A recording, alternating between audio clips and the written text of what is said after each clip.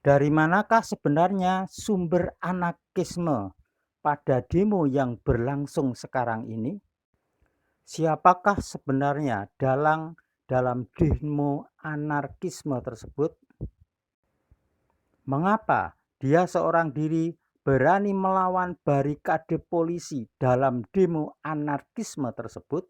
Saudara-saudara, salam damai sejahtera. Para penonton video ini, kami memohonkan kepada Tuhan untuk diberkati dalam keadaan sehat, sejahtera, dan bahagia.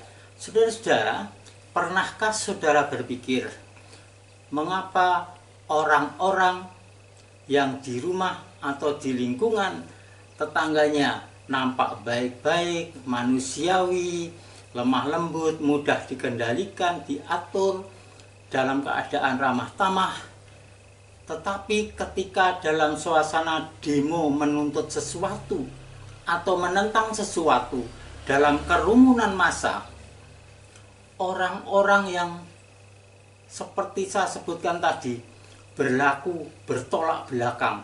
Mereka kasar, sangat liar, kemudian mereka sangat sadis, dan kecenderungannya untuk melawan dan membunuh orang-orang di sekitarnya.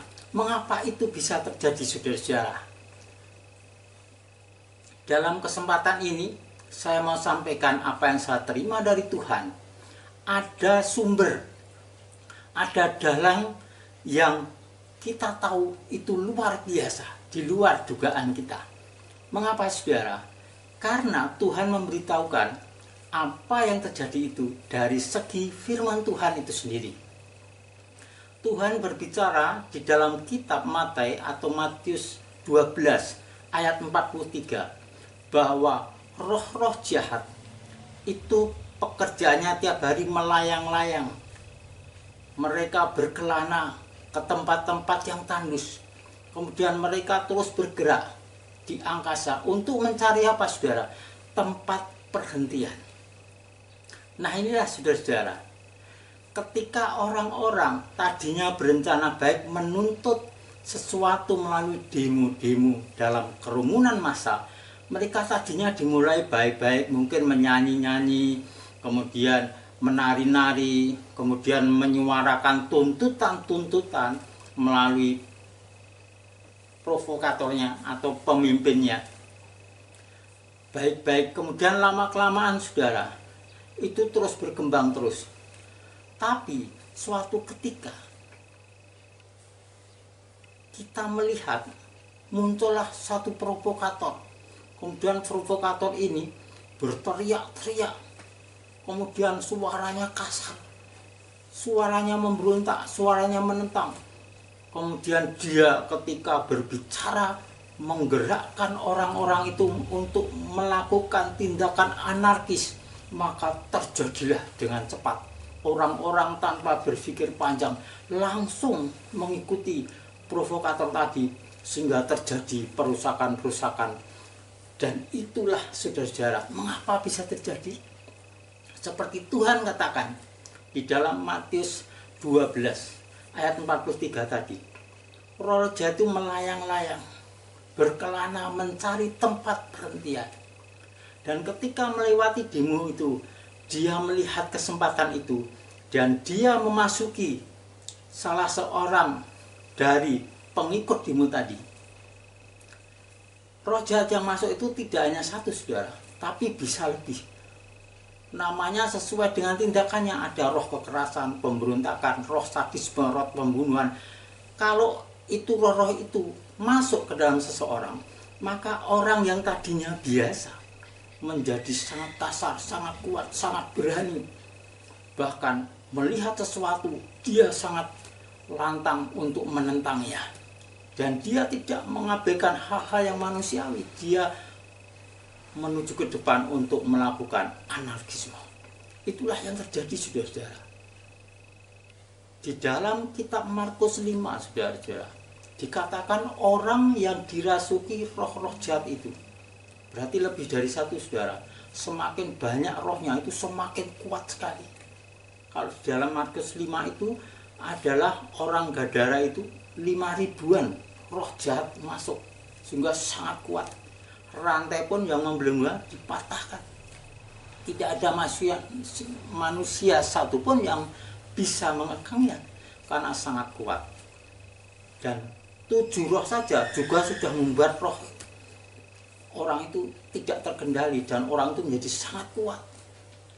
Dan ciri khasnya saudara, orang yang dirasuki roh jahat tadi, pertama adalah suka berteriak-teriak. Nah, itu dikatakan di dalam kitab Markus 5 ayat 5 saudara. Di situ dicontohkan dan itu kisah nyata. Orang yang dirasuki legion atau roh jahat yang sangat banyak, 5.000-an roh jahat itu suka berteriak-teriak. Bahkan ketika ketemu Tuhan, dia berteriak-teriak. Ucapannya kasar keras, tapi berteriak-teriak. Ciri khasnya saudara. Jadi kalau di rumah, di lingkungannya baik-baik, kemudian di lingkungan demo masa itu dia berteriak-teriak keras. Kemudian teriakannya itu ciri khasnya saudara, orang yang dimasuki roh jahat tadi. Itu tadinya kalau ngomong biasa sebelum dirasuki ya, itu tidak bisa menggerakkan massa. Atau massa hanya bertepuk tangan, bersorak-sorai. Tapi ketika roh anarkis, roh sadisme, roh pembunuhan terjadi, masuk ke dalam seseorang, maka teriakannya, ucapannya itu bisa membangkitkan jiwa-jiwa para penonton atau orang-orang yang mengikuti, penggembira atau orang yang memang tujuannya demo itu bisa terkena jiwanya, terpengaruh.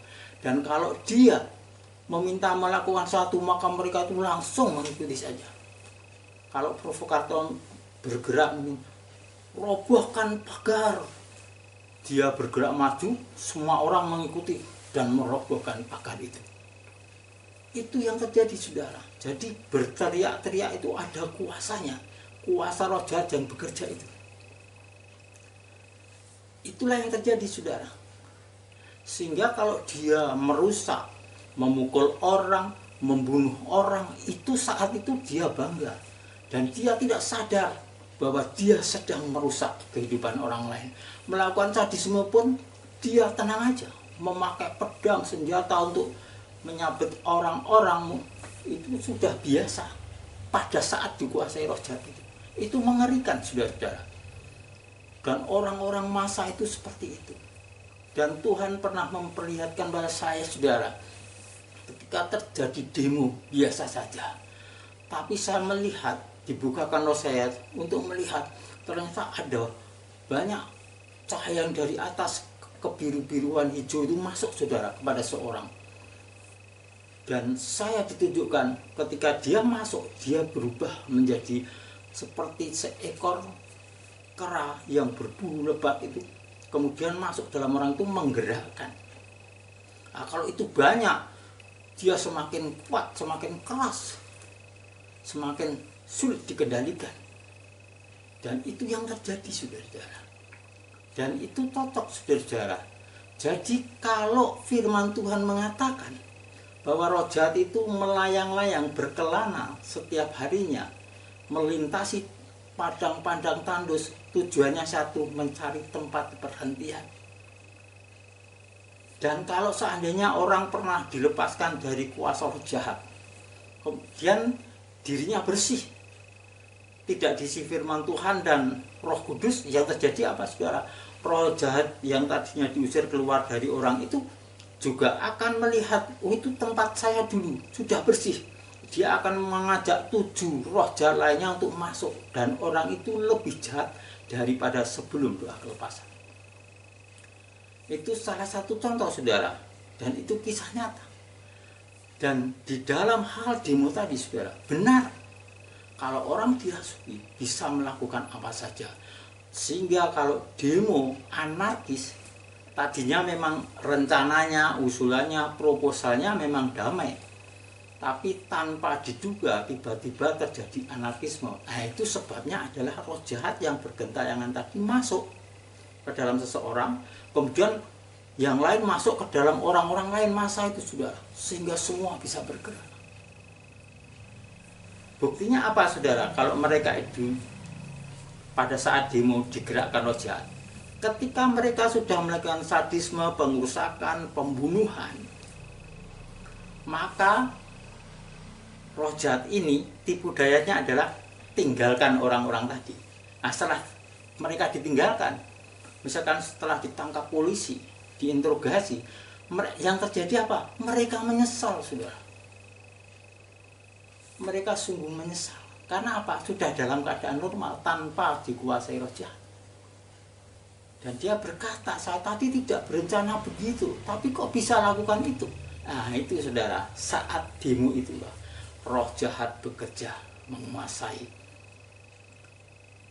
Jadi saudara, kalau kita mau menyelesaikan demo, menghentikan kuasa roh jahat itu untuk tidak bekerja, membawa manusia-manusia secara fisik itu bergerak, anarkisme, itu firman Tuhan menjelaskan saudara, dalam kitab Efesus 6 ayat 12 dikatakan bahwa musuh kita atau perlawanan, pergumulan atau permusuhan kita, perlawanan kita bukan melawan darah dan daging, artinya bukan dalam manusia fisik atau hewan fisik, tapi musuh kita yang kita musuhi, yang kita lawan adalah roh-roh. Roh-roh. Salah satunya di situ disebutkan saudara, di dalam Efesus 6 ayat 12 itu, yaitu roh-roh yang disebut penghulu-penghulu dunia kegelapan zaman ini. Jadi setiap zaman beda-beda saudara rohnya itu. Maksudnya gerakan rohnya beda-beda. Zaman kuno dan modern beda, tetapi sama, semua anarkisme dan akhirnya terakhir adalah pembunuhan. Pengerusakan seperti membakar dan terusnya, itu salah satu gerakan untuk apa? Merugikan orang lain, ya, menyiksa orang lain. Dan terakhir yang mereka tuju adalah roh jahat membunuh orang karena mereka butuh darah. Dan itulah yang terjadi. Karena itu kalau kita misalkan sebagai rohaniwan yang dikaruniai Roh Kudus mengerti ini pas terjadi demo, ketika terjadi gerakan itu apa yang kita lakukan saudara? Maka kita harus berdoa dalam roh, kemudian mengikat roh-roh jahat itu. Yang terjadi apa? Kalau kita dengan iman mengatakan kita mengikat roh-roh jahat itu yang menguasai provokator dan massa itu, maka roh jahat itu kalau kita ikat gak bisa bergerak. Akhirnya apa? Mereka pelan-pelan menghentikan pekerjaan anarkismenya itu. Dan itu bisa terjadi saudara. Jadi saudara, musuh kita yang kita lawan bukan manusianya, bukan fisiknya, tapi rohnya yang menguasai itu. Kalau yang kita lawan fisiknya, sama saja kita melawan sesama kita, akhirnya hancur dua-duanya saudara. Juga hewan-hewan itu mengapa merusak tanaman penduduk, atau kalau singa yang macan yang sudah dilindungi masuk ke rumah-rumah penduduk menerkam orang, itu tidak biasa saudara. Tapi mereka juga dikuasai roh-roh jahat. Untuk apa? Merusak, membunuh saudara. Contohnya adalah ketika orang sudah dilepaskan dari kuasa roh jahat itu meminta kepada Tuhan, kami kau suruh saja masuk ke babi-babi itu. Akhirnya apa saudara? Ketika roh itu masuk ke babi-babi, babi-babi itu juga dibunuh saudara. Dibawa, digerakkan roh jahat masuk ke danau, mati semua saudara. Jadi itulah roh jahat itu merusak. Jadi kalau babi-babi itu kan biasa dalam padang pemeliharaan, tapi ketika dimasuki roh jahat, mereka tidak terkendali dan mereka dibawa roh jahat itu kepada kematian, kerugian, yaitu masuk ke jurang, masuk ke danau, semua mati. Pemiliknya juga kerugian besar saudara. Nah ini tujuan roh jahat itu merusak kehidupan orang, melawan pemerintah. Pemerintah itu adalah hamba-hamba Tuhan atau hamba-hamba Elohim. Jadi Tuhan memakai pemerintah untuk kebaikan. dan untuk menangkap orang-orang jahat. Jadi di sini saudara kita melihat ternyata rahasianya adalah pada roh jahat itu. Dengan demikian saudara-saudara, kita sekarang melihat secara segi rohani. Saya menyampaikan ini dari segi rohani, ya, bukan dari segi psikologi atau segi fisik ya. Jadi cara mengatasi demo-demo anarkis, tindakan anarkis itu yang biasa dilakukan adalah pertama lewat aparat keamanan. Yang kedua lewat tokoh-tokoh agama, tokoh-tokoh politik ya, yang meredam mereka. Yang ketiga yaitu melalui doa-doa mengikat roh jahat yang bekerja saat itu. Dan ini penting saudara. Nah, bagian rohaniwan saya himbau untuk tidak diam, tapi ketika terjadi demo-demo dan anarkisme, kita menonton di TV atau video-video, pas terjadi loh ya, bukan setelah terjadi, pas terjadinya itu tepat. Kalau kita pas ketemu di situ, kita langsung mengikat roh-roh jahat itu. Terus kita ikat. Kalau semua rohaniwan seperti ini, luar biasa saudara. Demo itu akan berhenti menjadi reda dan bagus. Damai lagi, tidak anarkis. Dan inilah saudara-saudara yang dapat kami sampaikan untuk saudara semua. Elohim Yahweh Tuhan pencipta langit dan bumi memberkati saudara-saudara dalam nama Yesus HaMashiach. Amin.